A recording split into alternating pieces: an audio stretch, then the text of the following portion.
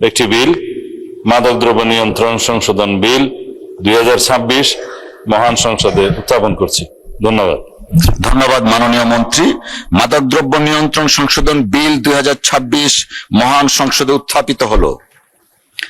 আমি এখন মাননীয় স্বরাষ্ট্রমন্ত্রী জনাব সালাউদ্দিন আহমদকে, আমি তো আগেই তো বলেছিলাম কারো কোনো আপত্তি আছে কিনা, আপনি তো তখন আপত্তি করেননি কোনো। উত্থাপিত হয়ে গেছে, উত্থাপনের আগে আপত্তি করতে হয়। Is there any disorder? This is not the norm and practice, right honorable member. বিলটা উত্থাপনের একটু বলি, বিলটা উত্থাপনের সময় উনি উত্থাপন করার পরে আমি লেফটের দিকে তাকিয়েছি, তখন কোনো আপত্তি থাকলে আপত্তিটা জানাতে হয়। It has been condoned. Thank you.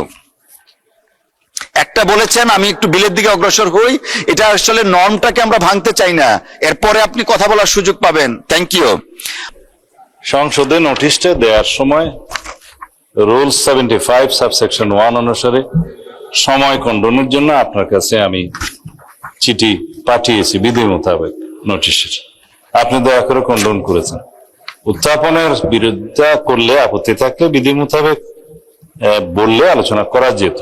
তা এখন আমরা রুলস ভায়োলেট করার কোনো প্রয়োজন নেই।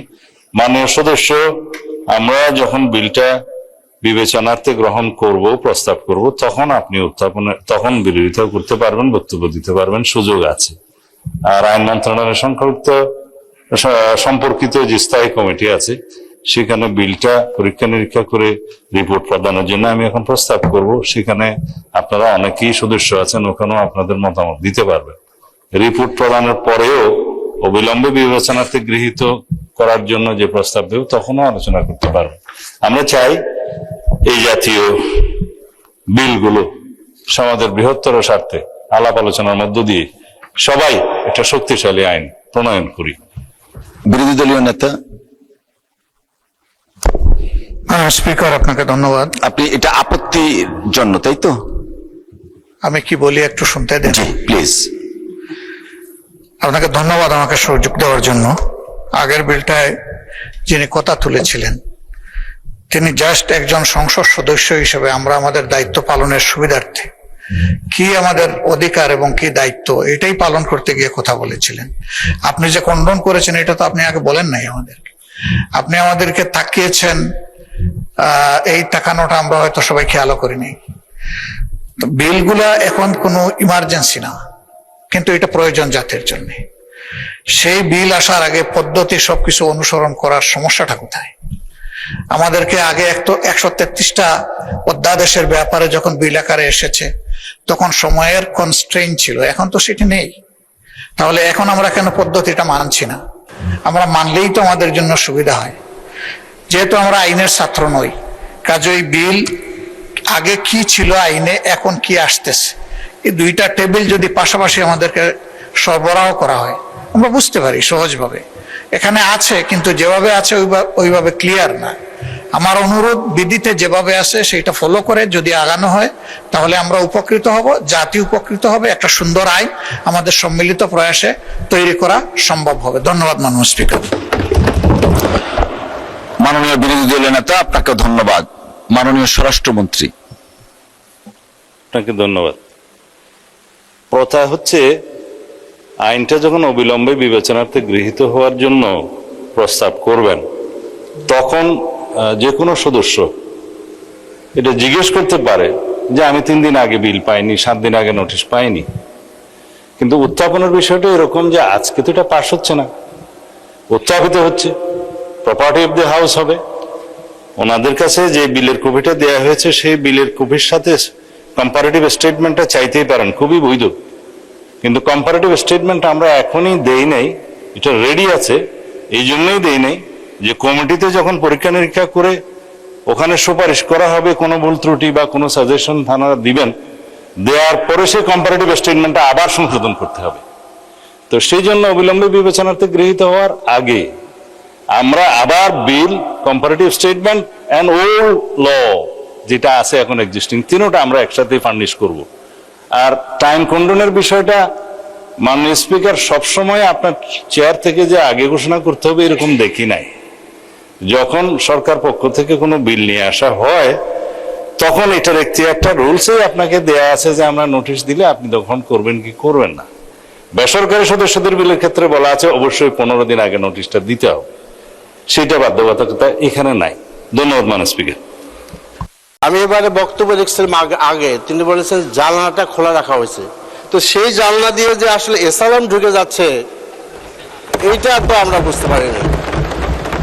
মাননীয় স্পিকার, এখানে আরেকটা কথা, আমাদের মাননীয় স্বরাষ্ট্রমন্ত্রী অনেক গুণে গুণান্বিত।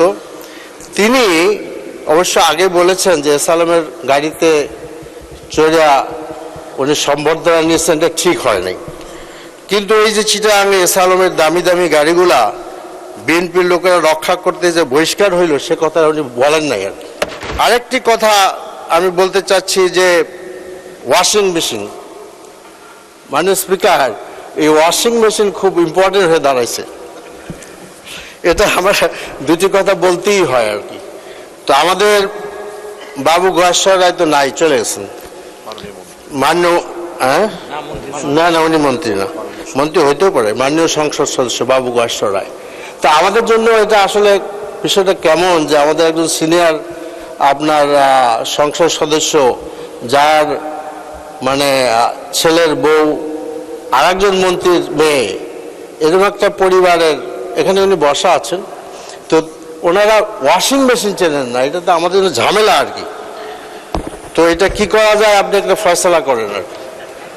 আর একটা কথা বলতে চাচ্ছি যে আসলে এটা নিয়ে এত আলোচনা কেন হচ্ছে, এখন আমাদের মাননীয় চিফ হুইপ সাহেব আছেন, আমাদের যখন হাউস কমিটিতে আলোচনা হয় তখন এই সমস্ত বাসায় কি কি দেওয়া হবে আমাদের মাননীয় এমপি সাহেবদের, সেগুলো ওখানে ঠিক হয়েছে। এইটা বিরোধী দলের বারবার লজ্জা দেওয়া হচ্ছে, এখানে সরকারি দলের মানে যারা এমপি হোস্টেলে আছেন যারা প্রোভাইড করলে তাদের বাসাও যাবে, আমাদের লজ্জা দেওয়ার কোনো মানে নেই। আশা করি বিষয়টা খেয়াল করবেন আপনারা। এরপরে যেটা ব্যাংক রেজুলেশন অ্যাক্ট 2006 বাতিল করা উচিত বলে আমি মনে করি, কারণ আমাদের মাননীয় অর্থমন্ত্রী তিনি বলেছেন, আমি এবারে বক্তব্য রেখেছিলাম আগে, তিনি বলেছেন জানলাটা খোলা রাখা হয়েছে, তো সেই জানলা দিয়ে যে আসলে এসালাম ঢুকে যাচ্ছে এইটা তো আমরা বুঝতে পারিনি। মাননীয় স্পিকার, এখানে আরেকটা কথা, আমাদের মাননীয় স্বরাষ্ট্রমন্ত্রী অনেক গুণে গুণান্বিত। তিনি অবশ্য আগে বলেছেন যে এসালামের গাড়িতে চড়ে উনি সম্বর্ধনা নিয়েছেন, এটা ঠিক হয় নাই। কিন্তু এই যে চিটাগাং এসালামের দামি দামি গাড়িগুলা বিএনপির লোকেরা রক্ষা করতে যে বহিষ্কার হইল সে কথা উনি বলেন নাই আর কি। মাননীয় স্পিকার, উনি আবার বলেছেন, আমাদের মাননীয় স্বরাষ্ট্রমন্ত্রী বলেছেন যে একটা দল আল্লাহু আকবার ধ্বনি নিয়ে ব্যাংক দখল করলো আর কি। তো বুঝলাম যে ওনার আল্লাহু আকবার কথার মধ্যে ওনার বেশ আপত্তি, কিন্তু আরেকটি দলের যুব নেতা যে সশস্ত্র অস্ত্র নিয়ে ব্যাংক দখল করতে গিয়েছিলেন, তার সচিত্র আপনার প্রতিবেদন পত্রিকা ছাপা হয়েছিল, সে ব্যাপারে তিনি বললেন না। তাহলে কি ধরে নেব যে আপনি আসলে আল্লাহু আকবার আপত্তি, অস্ত্রের ব্যাপারে কোনো আপত্তি নাই? এরপরে যেটা বলতে চাই যে জুলাই সনদ, এই জাতি জুলাই